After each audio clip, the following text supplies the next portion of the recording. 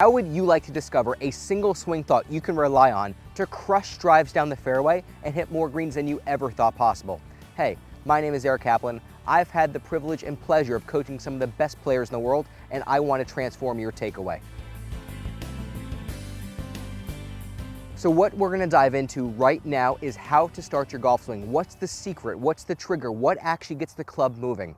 And the most common thing that I heard growing up is that you want to put the club in a position called P1, where the club is parallel to the ground when the toe is pointing up. This is what people consider to be a square position. Now, the issue with this is I don't necessarily disagree. The one thing coaches cannot agree upon is how do you put the club there. There's literally 1.5 million different ways I can put this club in this place in space. I can get here and I can early set my hands. Yeah, again, this club looks like it's in a great spot, but is there any turn of my body? The answer is no. I can get here and I can rotate my lower body in the first move back. Again, the club looks like it's in a great spot, but this is the makings of reverse pivoting in the golf swing and with the power loss. I could go, a little bit more new age, which is getting my left shoulder under my chin. And by me pushing my left shoulder under my chin causes some movement off the ball, as well as this is not really a rotation. This is a lift of the shoulder that causes the club to be a little bit more shut if I don't do something extra with my hands or forearms. So what in fact is the secret engine of the golf swing actually is not going to come from your hands, arms, elbows, or shoulders, but rather a secret engine known as the scapula or your shoulder blades. Now, the neat thing about this idea is actually going to force your head to stay centered. Now, in the golf swing, there's a huge difference between pushing and pulling as it relates to what keeps everything moving. By definition, a push is a movement away from center. Think about it like this. If you're walking down the fairway with your golf clubs and you're pushing your bag down the fairway, the club's always going to zigzag. Whereby if you're pulling the bag down the fairway, it's always going to follow you. Pulling is always easier than pushing.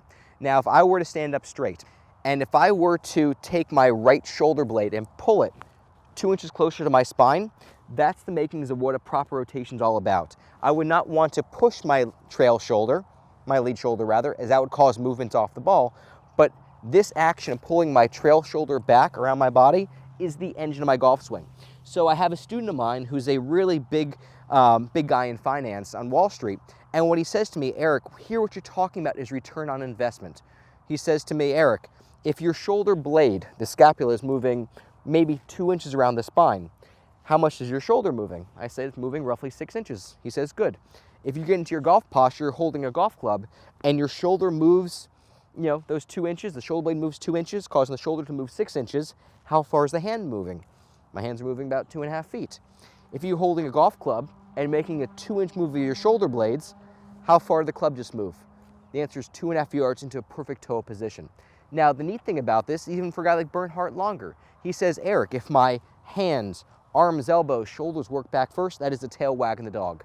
If the shoulder blades work back first, it is the dog wagging the tail.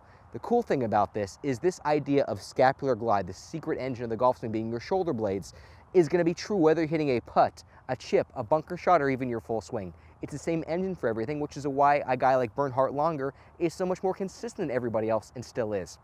Now, the prerequisites to being able to rotate properly, of course, is being in a better posture. So if I'm here with all this rounding of my spine, I cannot create a proper rotation. It's just impossible. That's why this whole idea of primary tilt that we talk about in other videos by hinging the thighs back is so critical to put the spine in a position that actually allows you to rotate. From here, the best drill I can give you that would have you feeling this right away is what I call a 1 golf ball palm drill. We're going to get into our posture. We're going to put a ball right between the palms of the hand. Now, the first thing you notice, if I start my golf swing with my hands, I would lose the golf ball. If I start the golf swing with a pushing action of my lead side, I would also lose the golf ball. If I start the golf swing with my arms and elbows, the golf ball would move. Also, if I start the golf swing with a lifting action of my trail shoulder, the golf ball would move. If I bring the club back with only my scapula or my shoulder blades, this ball is going to stay in the same spot in between the palms of my hand. This is the best drill you could do. So what I want you to do at home, go ahead and get into your posture by hinging the thighs back, grab just a single golf ball, let the arms hang as they would, slight engagement of the shoulder blades, and we're going to have you do this takeaway drill 10 times. And once you've done this 10 times, I want you to go ahead and grab your golf club, and I want you to do this with a golf club 10 times, learning how to isolate the shoulder blades, and what you see is everything else is going along for the ride. The club's getting into a perfect toe position as a symptom of me getting in proper posture and rotating well. So once you've done this 10 times with a golf club, I want you to go ahead and practice making a golf swing at home. If you're on the golf course, by all means, jump on the range and hit a shot. At home, don't break your ceiling fan. I've done it before. So from here, we're gonna get into our posture, pull back, and there's my proper rotation. At which point, I'm gonna start over. I'm gonna put a ball between the palms of my hand. We're gonna do this 9 times.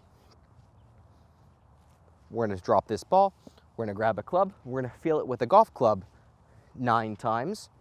And of course, we're gonna come over and make a golf swing.